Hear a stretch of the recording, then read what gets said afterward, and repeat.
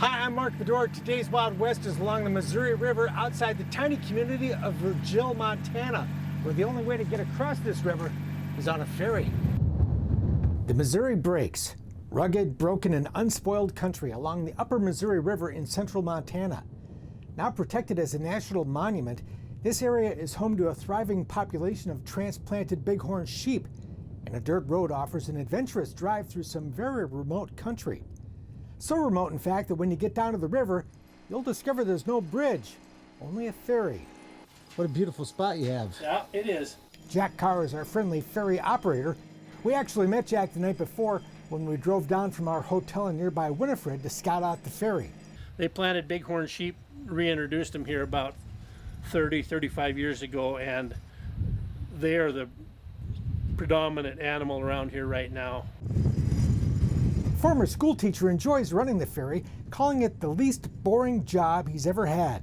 It's just visiting with people is interesting, and I always ask, where are you going, where are you coming from, where are you going, and get a, everyone's got a story to tell you, so, and they want to know about the history of the ferry. The original ferry was put in by homesteader Jack McClellan back in 1921, and the private operation was later sold to the Stafford family. Today, the Stafford-McClellan Ferry is owned by the county, operating from the 1st of May to the end of November. There's a bridge upriver about 13 miles, and they don't want to disrupt this section of the river. Did someone get up and cook your breakfast this morning? No. 8 to 10 vehicles cross here on an average day, many of them tourists. But local ranchers use the ferry as well, which cuts off an hour on the trip to Billings for those who live north of the Missouri. We spent the night south of the river, 16 miles away, in tiny Winifred, Montana, population 205. All is quiet and deserted on a peaceful Sunday morning. And so is the road to the ferry. Nobody here but us, and the rugged, beautiful wilderness. It's like having the whole world all to yourself. We've set out to see all 3 of Montana's Missouri River ferries. Upriver, there's the Carter Ferry, just south of the small town of Carter, about 25 miles northeast of Great Falls. It crosses another quiet stretch of the river, traveled by Lewis and Clark on their epic journey more than 200 years ago. But first, we drove to Virgil, better known to locals as Virgil. After you've crossed the Missouri River on the Virgil Ferry, you can spend the night at one of the most unique B&Bs in the country and sleep in a restored homesteader cabin. Well, some people say, well, they get here, who comes here? How do you sell anything? And our location is probably our best asset. Don Sorensen grew up 6 miles away on the farm his brother still operates today. The grandson of Montana homesteaders, Don became a pharmacist instead of a farmer and had a lifelong interest in collecting and restoring antiques. I started restoring things on the family farm when I got out of pharmacy school, and my dad thought I was crazy, and I knew I didn't want to do farming and ranching. I didn't want to sit on a tractor and not talk to anybody, so. As a kid in the country, Virgil was a favorite spot for camping and picnicking. Don saw the post office here close in 1961. The general store went out of business in 1970, and the railroad shut down in the 1980s, leaving Virgil a ghost town. I'd filled up the attic of the barn at home, and I looked at this building once, and it was abandoned. I go, Don bought the abandoned store and spent 3 years restoring the downstairs into a shop for his antiques. First thing I did is open up this window here and park the truck down there, 1.5-ton truck, and shoveled out 2 truckloads of plaster that had fallen to the floor.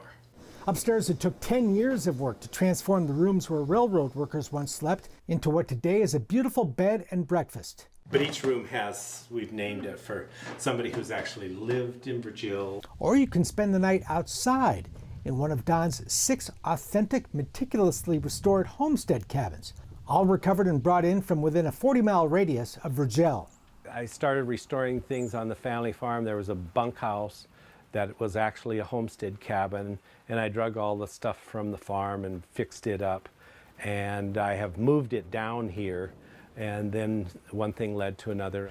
Somebody came and says, there's some antiques in this cabin, we're gonna burn it down, do you want it? There's also a bed in the sheep herder's wagon. This is the old ice house where they used to harvest ice off the river. You wash up in the old ice house, converted into a state-of-the-art shower and bath. The cabins are all named after the homesteaders who built them. They were going to burn them down. The Mosiers were an Indiana family of 3 brothers who came west and built 3 cabins. We salvaged 2 of them. During restoration, Don found the love letters of a young girl. He tracked down the author, whose daughter brought the 80-year-old to come and see the cabin where she'd grown up. She went to her daughter and she says, "You see this scar on my arm?" Now she's 80 years old. I went to throw the wash water out that window and there was a nail there and she still had a scar. Entire families of 5 or 6 people once called these tiny structures home. It was tough. My grandma told me some horror stories, only because I started questioning her and asking her. But there's a lot of stuff they don't like to talk about because they weren't the good old days. They were tough. They were very tough. In the 1910s, Virgil was a thriving homesteader community named after its founder, Virgil Blankenbaker. After building the general store in 1912, he added a bank in 1917. But the bank closed just 10 years later, and Virgil dwindled away. Today, the restored bank, the store, and the homesteader cabins have made Virgil a destination for both those looking for a unique overnight experience and antique hunters from all over the country. Everybody comes to my front door, which is kind of nice, so I don't have to go see the world. Don even owns the old grain elevator. I want to make a restaurant out of it and call it Good Grub at the Greeley, but I'll probably never get that done. But to get here, you have to use the ferry, and that in itself is a special treat. If nothing else, the short trip across the Missouri to Virgil and Montana's 2 other ferries force you to slow down, get out of the car, and experience what we so often miss in our busy lives. Probably one of the most beautiful places in the world here. The more I look upstream, the more I remember how pretty it is.